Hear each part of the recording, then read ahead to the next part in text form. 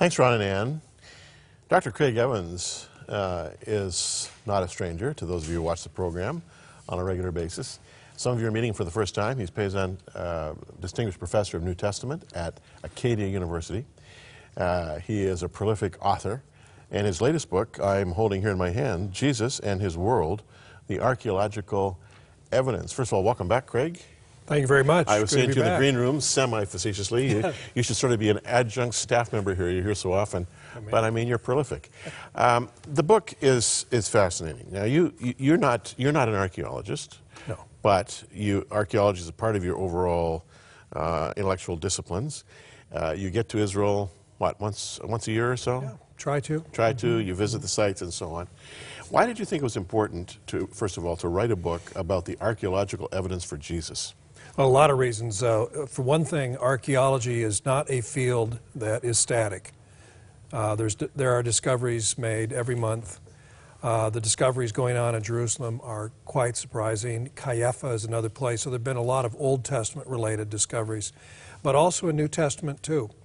And so books like that are needed every now and then simply because the field continues to grow and develop. But there's another reason too, and that's because there is a lot of strange stuff floating around in the popular media. Documentaries or books that make irresponsible claims, either saying that Jesus never existed, or yes, he did exist, he was married and had kids, you know, and that sort of thing, for which there is no evidence. So archaeology sometimes is misinterpreted and misrepresented, and so people in the public are confused and they don't know what to think. And there's been a lot of this kind of stuff in the last 10 or 15 years. So what my book tries to do is set the record straight, but at a level that you don't have to be an expert. You don't have to know Hebrew to understand it. Yeah, and I really appreciated that. And you focus in on 5 things. One, the potential urban exposure that Jesus had, even though he's growing up in a little village, really, called Nazareth. You talk about the impact of the synagogue on his life, his literacy, and how that came about, or lack thereof, depending on who the scholar is. You talk about his confrontation with priests and the temple, and also the Jewish burial traditions that all relate to Jesus. Now, we've got about 8 minutes here, so obviously we can't deal with it all. The thing that I found very interesting was that last chapter on the Jewish burial traditions, because having lived in Israel for 7 years, I've had exposure to pretty much all of those tombs you mentioned, and I've visited most of the sites that you talk about, archaeological sites. But the resurrection, the burial and resurrection of Jesus, the burial, the resurrection, the appearances of Jesus are so critical to Christian faith that I found the 5th chapter to be really, really fascinating. Talk to me about the Jewish burial traditions and why they're important to understanding the reality of Jesus in history. A lot of skepticism with regard to the Easter event, the resurrection of Jesus, ultimately is sourced in a failure to understand these Jewish burial traditions. A lot of people don't realize what the actual laws, customs, and practices were with regard to death and burial, and also with regard to those who were executed as criminals, and that's what happened to Jesus. Right.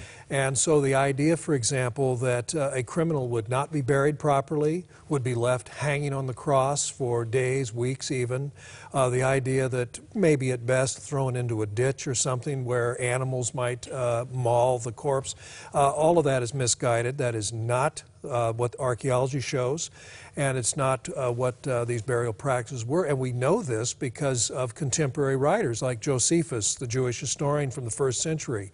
He tells us these things. Philo, who's even a little older than Josephus, he tells us the same things.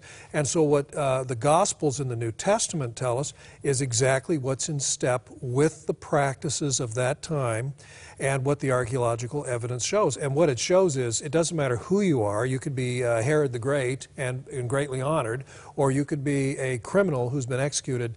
Every person is properly buried, maybe not in honor, but always properly buried, and the family members know where, because they intend to collect the remains, the skeleton, 1 year later and place them in what we call a bone box or ossuary. Yeah. And I have no doubt that's what the family and disciples of Jesus intended. They would collect his remains, their beloved master, put them in a box, and put that box in the family tomb 1 year later. What they didn't expect, of course, was to find that tomb open and the remarkable discovery after that. Which addresses one of the theories to explain the resurrection, and that being that the disciples went to the wrong tomb. There's no way in terms of Jewish culture that anybody would go to the wrong tomb. No, no, and that is for us moderns to condescend to the people of antiquity. Yeah. What we're really saying is, we're smart, they're stupid, they wouldn't even know where Jesus was buried. I mean, that is really silly. Yeah, and then also the swoon theory. I mean, I don't know how anybody can give credence to that one. Well, think about it for a moment. Let's imagine that, just for a moment. And you read this in some of the conspiracy books and so on. Jesus was drugged, or he's badly wounded. He passes out. He's in a coma, whatever. He really isn't dead. So he's placed in the tomb, and then he wakes up a couple days later. Yeah. Well, okay, let's imagine that. Badly injured Jesus, comatose for a weekend, wakes up early Sunday morning, manages to get himself out of the tomb. Well, first of all, manages to get himself out of the grave clothes. I mean, Yeah, they were yeah. wrapped. They were wrapped like a mummy. I mean, with spices between the wrappings. I mean, it would be like a cast, a body cast. Well, Jim, put yourself in the role of the disciples. There you are. You're afraid of the authorities. You're waiting for the heat to kind of cool off. You're thinking about getting out of town, hopefully getting back to Galilee in one piece. And then you hear a knock at the door, and you open it up, and there's the badly injured, wounded Jesus limping into the room. Now, what's going to be your reaction? Oh, look at that. Jesus has been raised from the dead, glorified? Of course not. You'd see him wounded, and you'd think, wow, what a fluke. He manages to survive this crucifixion. Where's Dr. Luke? Our beloved rabbi is seriously hurt and in need of medical attention. I mean, I remember a few years ago my wife sprained her ankle playing tennis, and it took her months to recover. Here's a guy who's had spikes driven through his feet, and he's walking? Yeah, exactly. I don't think so. No. Now, we just have a few minutes left, and again, friends, you really have to get the book, and I'll show you how in a minute. I guess it's so terrific. I'm going to keep it as a resource. I want you to sign it first, but one of the perks of my job is I get to keep the book if I want it. The argument against the existence of synagogues. Some scholars try to say there were no such thing as synagogues in Jesus' time, and so all of these references to him in the synagogue, being educated at the synagogue, and so on, are spurious. Archaeology says absolutely not. That's right. Tell us a bit about that.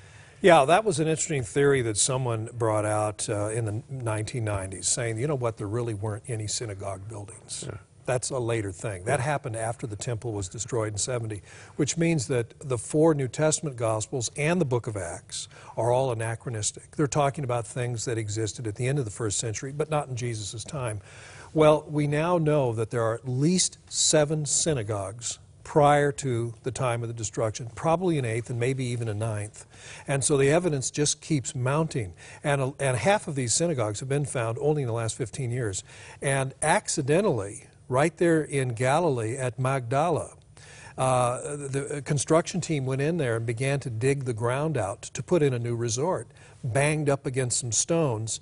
Archaeologists came in, unearthed it. Guess what? We have found the synagogue at Magdala. Now, I remind viewers, Magdala, Magdalene, Yeah. Mary Magdalene, this is her hometown synagogue. And I think it's highly probable Jesus preached in that synagogue on more than one occasion. And this is the kind of thing that we just keep finding in Israel. That's why books like this one, a book like that needs to come out every so many years, because we keep finding new things. You know, you mentioned the discovery of the family tomb of Caiaphas, the high priest. I was in Jerusalem with a crew shooting some series that we produced for Huntley Street years ago called Day and Today. And we're taking a break. We're just south of the city, and I just went for a little walk. And I walked down into the valley in the forest, and here's an area that's got police tape all around it. Yeah. And so I went up to the guys who were guarding it, and you know, my Hebrew's not very good, but I was able to communicate. And I said, guys, what's going on here? Oh, we have to protect it. We were putting in a children's playground, but we discovered some tombs. I was, oh, really? This is happening all the time in Israel, of course. So I did a little investigation, found out it was Caiaphas' family tomb. Yeah. And this is happening all the time. Like, I remember my kids were playing in the Hinnom Valley one time, and some archaeologists came in and told them not to go into that cave. And it turns out they discovered a little burial amulet there that predated the Dead Sea Scrolls. A little segment from Esther, which the museum, the British Museum, actually over a couple of years were able to take apart without destroying it. And here's a little segment from Esther that predates the Dead Sea Scrolls. I mean, the history of Israel, and you make the point in your book that about 5% of the available archaeological sites have been explored. That's right, that relate to the Bible. So as you say, you're going to have to keep writing a book maybe once a year or every 2 years.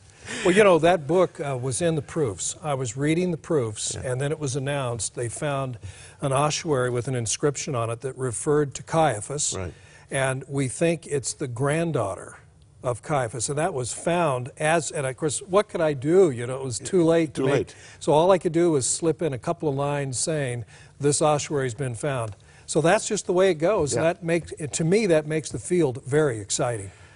The book is called Jesus and His World, the Archaeological Evidence, and Dr. Craig Evans is the author. You can get it by logging on to crossroads.ca or calling 1-800-265-3100. Very good price, e-store prices, and you can make this a part of your personal library. And friends, I would really encourage you. I love reading. I'm reading all the time. I do about 3 or 4 books a week for this program, and this one really stands out.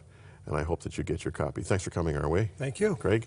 And we'll be back with him probably in 6 months with another book, and back with you right after this.